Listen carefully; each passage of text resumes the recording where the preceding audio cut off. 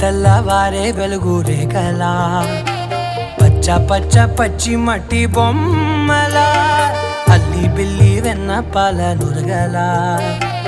అచ్చ తెలుగు ఇంటి పూల కొమ్మలా దేవదేవుడే పంపగా ఇలా దేవతే మా ఇంట అడుగే పెట్టెనంట బ్రహ్మ కళ్ళలో కాంతులే మా అమ్మలా మా కోసం మళ్ళీ లాలి పాడేనంట.